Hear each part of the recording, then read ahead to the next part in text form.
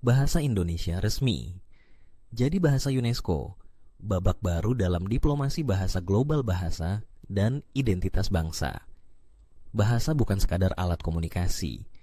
Ia adalah fondasi identitas, penanda budaya, dan medium pewarisan nilai-nilai antar generasi.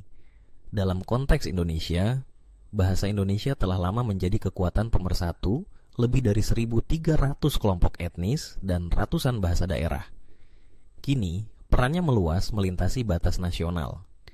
Pada bulan November tahun 2023, bahasa Indonesia secara resmi diakui sebagai bahasa resmi dalam Konferensi Umum UNESCO, United Nations Educational, Scientific and Cultural Organization.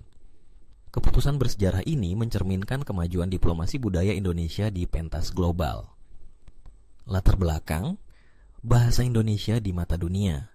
Bahasa Indonesia adalah bentuk standar dari bahasa Melayu yang secara historis telah digunakan selama berabad-abad sebagai lingua franca di Asia Tenggara.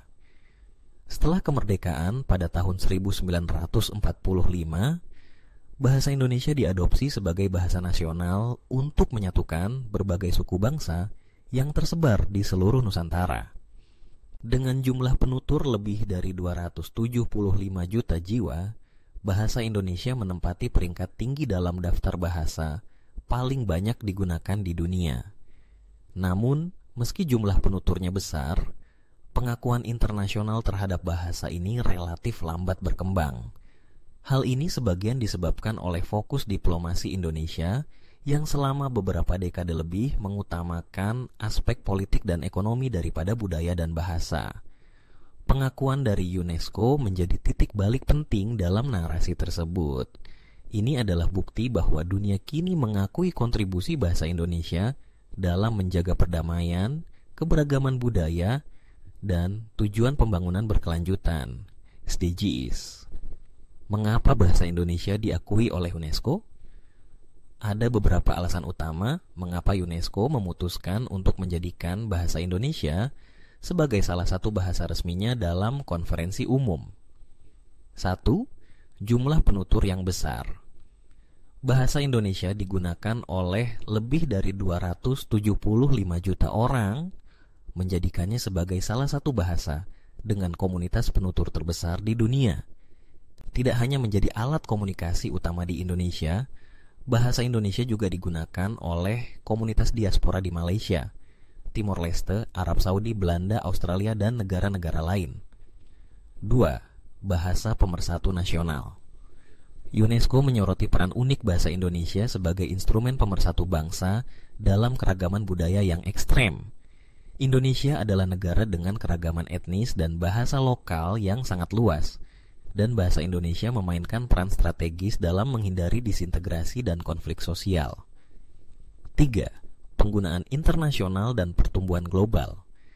Saat ini, bahasa Indonesia diajarkan di lebih dari 52 negara, termasuk Australia, Jepang, Korea Selatan, Amerika Serikat, Mesir, dan Belanda.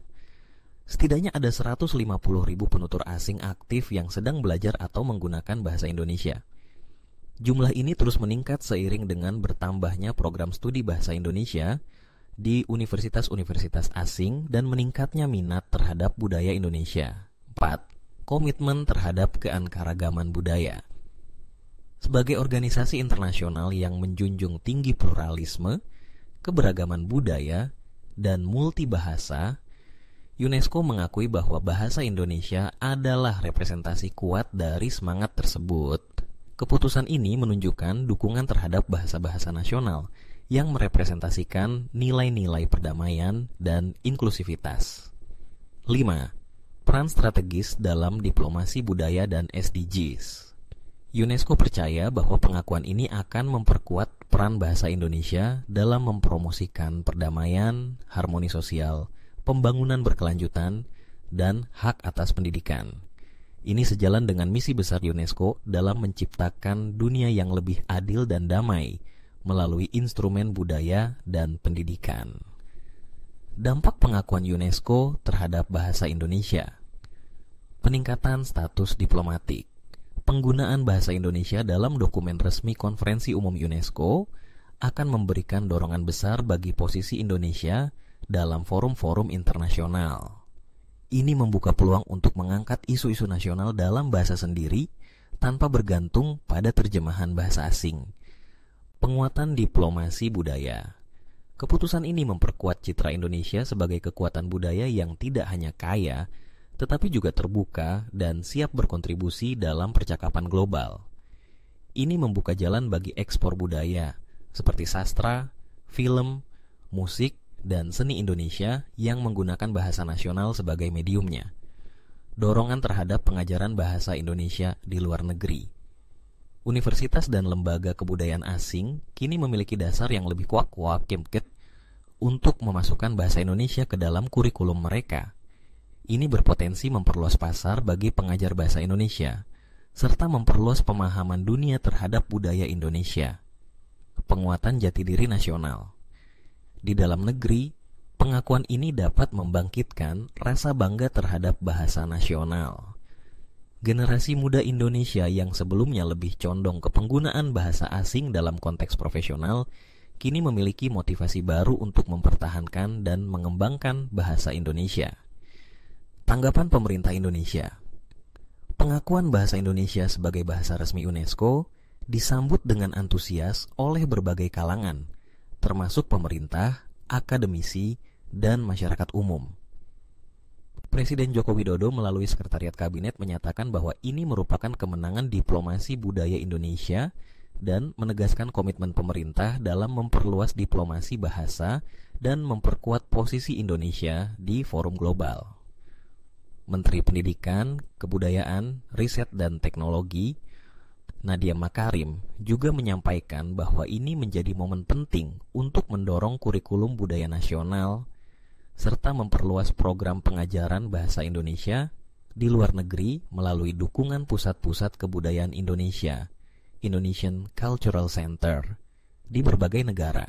Tantangan dan harapan ke depan. Tantangan, ketersediaan SDM dan sumber daya. Masih terbatasnya tenaga pengajar bahasa Indonesia untuk penutur asing (BIPA) di berbagai negara. Perlunya literasi global. Perlu upaya besar untuk meningkatkan penerbitan literatur ilmiah dan kebudayaan dalam bahasa Indonesia agar lebih banyak digunakan secara global. Dominasi bahasa global.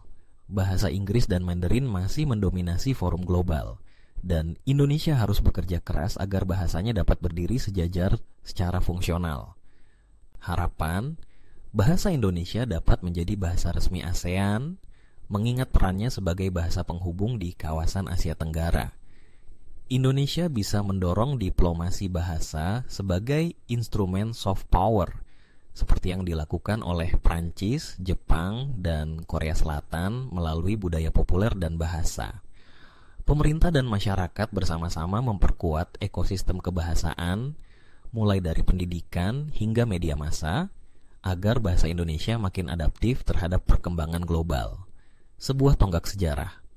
Pengakuan bahasa Indonesia sebagai bahasa resmi Konferensi Umum UNESCO bukanlah akhir, tetapi awal dari perjuangan yang lebih besar.